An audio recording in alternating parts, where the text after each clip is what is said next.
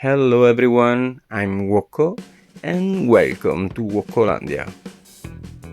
I know it's been a while and I struggle to find the time for make video for the channel. The short version is I have a new full-time job and a lot of issues at home. But I have dragged this video on too long and it's time to finish it. I start from this broken and really nasty Mouseman from Master of the Universe, and using some nail cleaning products with a little bit of acetone, I think, I proceed to remove all the awful flocking. This process is quite long and take me a lot of time, really. But the final result is very cool. And if you are a little bit like me, that you love watching movie or listen podcast while you work, and the work is something really mechanical and it's a very relaxing thing, a little bit messy, okay, but is really relaxing. And the final result should be a clean, naked green beastman. Yeah, mine have a little bit of scratches and a missing hand, but if you do that with a healthy mossman, the result is quite cool. But I have a lot of work to do on this one. The first step is cover this nasty scar on the chest. Obviously someone here tried to scrape the flock and doesn't work. And for cover this mess, I start with some steel wire for create a support for the armor. And after that I cover the chest with thin foil. In this way the polymeric clay don't stick on the figure. Because after that I need to bake the armor or make harder the polymeric clay, and obviously I cannot put the Master of the Universe in the oven. Well, I know what this thing look like. But yeah, you need to trust the process. The idea is create an irregular surface for mime the wood. That's the point. It should be wood. And maybe for who doesn't know the Master of the Universe series, Mossman, like the name says, is someone related with the nature. Then I thought some druid, some king of the forest, stuff like that. and for this reason, a wood armor makes sense, I think. And for make this armor a little bit more menacing, I start adding some spikes, some very big spikes, like horn, but in wood. And here the process is almost the same. I try to mime the bark texture, and I think the result is quite good. And also the steel wire inside make this piece a little bit more strong. And also this brown polymeric clay work very well with these toys vibes. And because it fits so well, I think it's time to give him a new magical wood prosthetic hand for this guy. He need it. And for do that, I start creating a pin where this hand can fit. And obviously the first idea was glue all together, but because I have this opportunity, I said, why not? Makes sense, have something who clip on the arm. And with the polymeric clay, I create a socket where this pin can fit. And the first idea was create something of the same dimension of the original hand, but when I saw the final result, it was a little bit disappointing. Well, yeah, it's okay, but you know, it's something, need to be something weird, something cool, a little bit more menacing. And yeah, I decided to scrape all and go big. Thinking of Fisto in the Master of the Universe series, or the other guy, the guy with the golden hand. Yeah, they all have this big hand, and he's way cooler than a small little replacement. And I thought, why not? Also, he have already a piece of armor, then yeah, this one fit with the overall design, I think.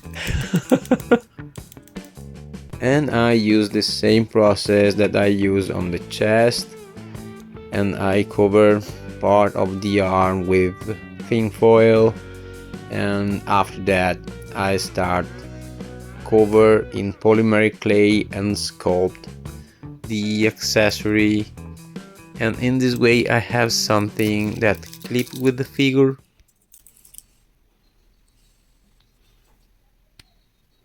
And this sound is really satisfying.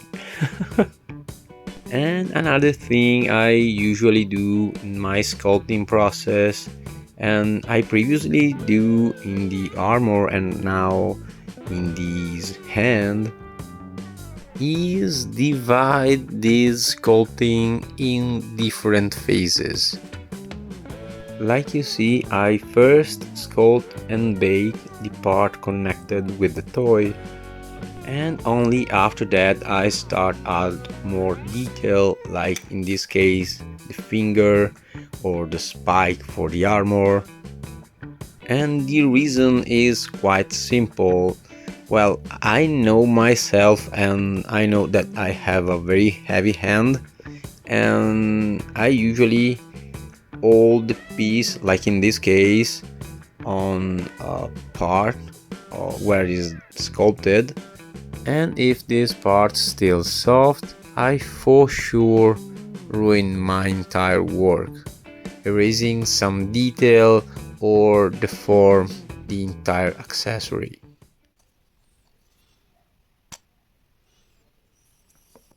Also, in this way, I'm able to sculpt something and only after see the final result decide what is better add on this part. And yeah, sometimes it's very useful.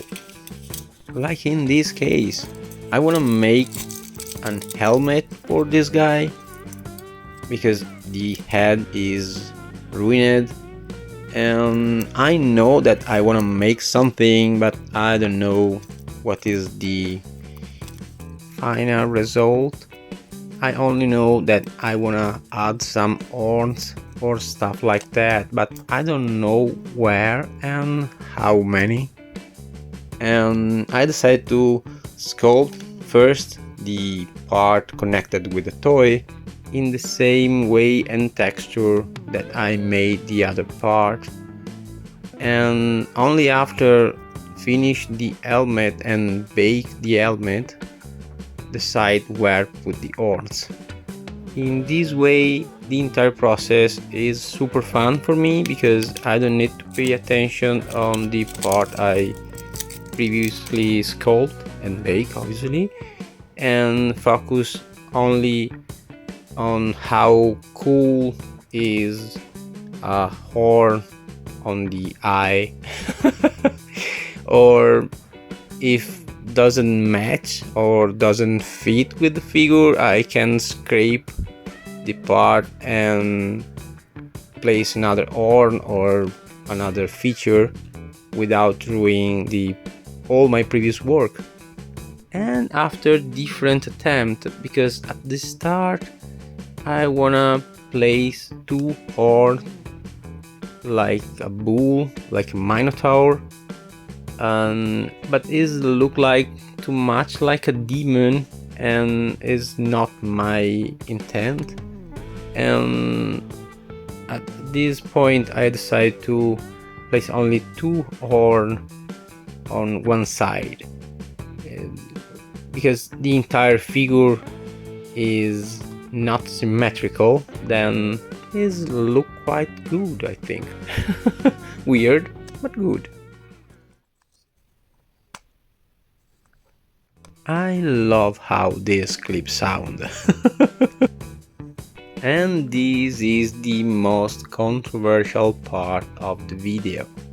And I start saying that I made custom for quite a while, and I usually, like in this case, I start from a broken toys, something ruined, something some other guy probably put in the bin, and I try to make something new, give him a new life.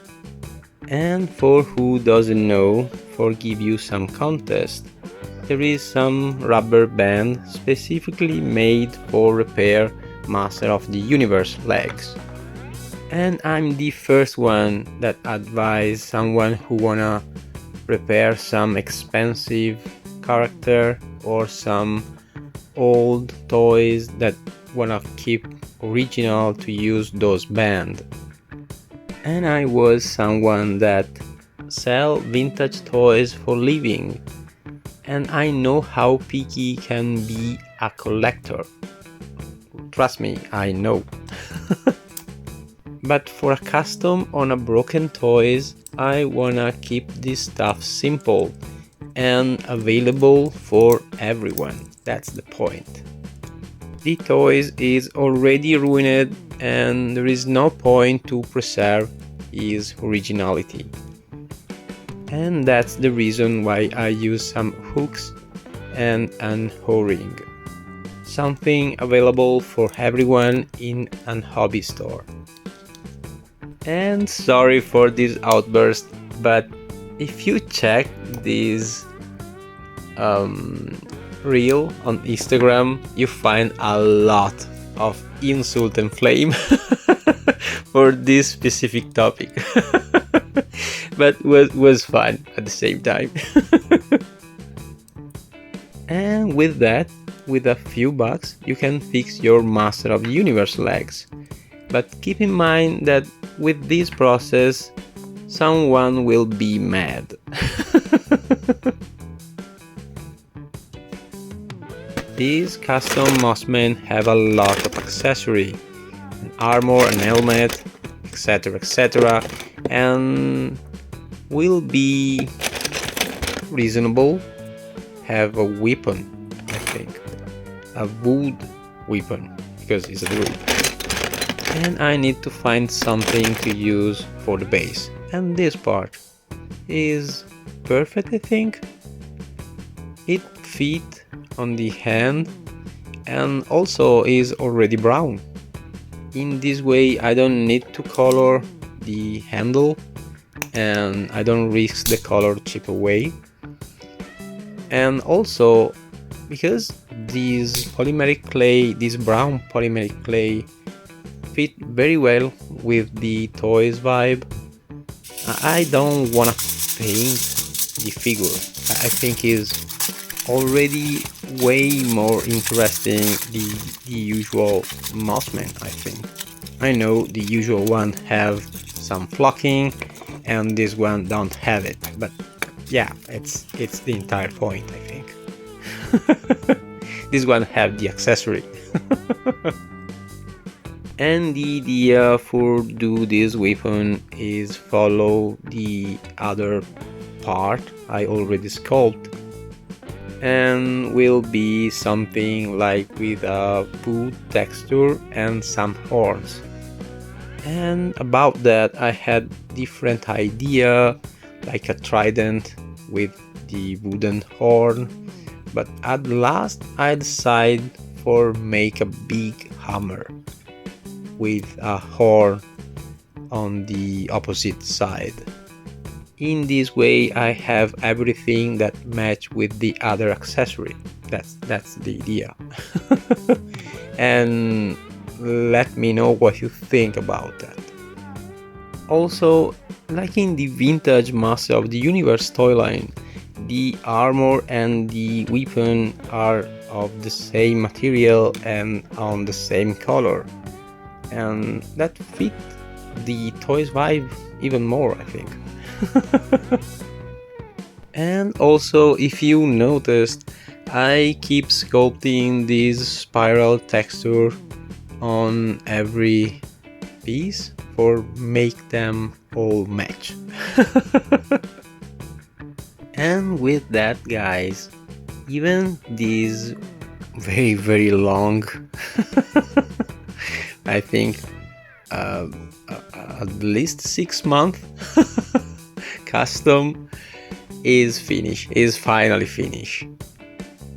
And I hope you enjoyed this video and maybe found something useful for your custom or your hobbies. And remember that like, share and subscribe is the best way for support the channel and is completely free. On the other side, I really hope to publish content more often, but first I need to find a good way for manage my little time with my full-time job. And thank you all for following me this far. And now is finally time, after more than 6 months, to show you the final result. Thank you.